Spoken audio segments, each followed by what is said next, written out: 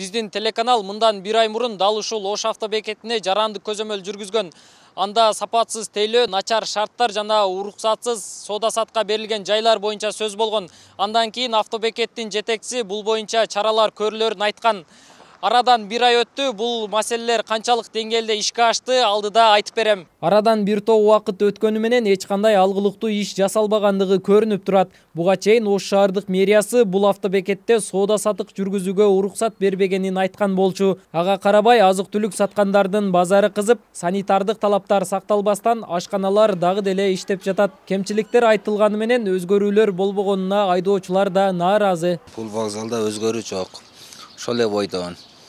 Сәлі мына жайындасы келсеңер, өзіңер көрдіңер, кирип чыгыш кыйын болот эле, коондор басып кеткен.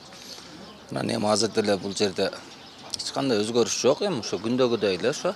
Мына өзүңүздөр көрүп турасызбы, каякта өзгөрүү. Ошол жүрүш, ошол эле иш, ошол эле кызмат. Только мына чаң, көрүп атасыздар, машинаны жууп келесиң, кайра койсоң эле чаң болот. Мына жерде чай иче турган жерибиз жок, нормальный. Исыра турган жери жок шопулдардын. Баягы турмуш баягы боюнча эле өтүп атат. Эч өзгөрүү иштегенсиз эле жок өзгөрүү. Кайсынын неме өзгөрүү? Бая илгерки эле боюнча дагы эле. Жок дегенде мыналарга немелерге афишаларын немелерин жакшылап деметип коек. Автобекеттин жүргүнчүлөрү үчүн даярдалган ата-энелер жана балдар бөлмөсү бар. Эреже боюнча бөлмө ар дайым ачык туруусу керек. Бирок аталган жай жабык турат. Ал эми бул жер бекеттин наркологуна карайт. Бирок ал алыскы аймактын жүргүнчүлөрү гана келгендиктен көп учурда жабык болуп калаарын айтат. Көбүнчө эми мындай эртең мененки рейсте кеткендер көбүнчө келет да.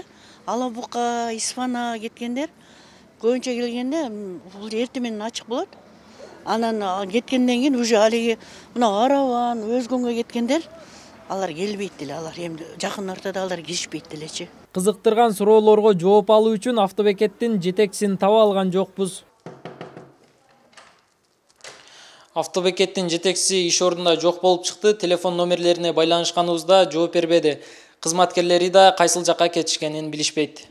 Ош автобекети 2015-жылы шаардын сыртына көчүрүлүп, 4 гектар жер бөлүнгөн. Андан бери көңүл сыртында калып, абалы жакшырган эмес. Тескерисинче имараттын куну качып, толук оңдоп түзөөгө муктаж болуп турат. Нургелди Каныбек уулу, Кудайберди Дыйканов, ТМЖ жаңылыктары.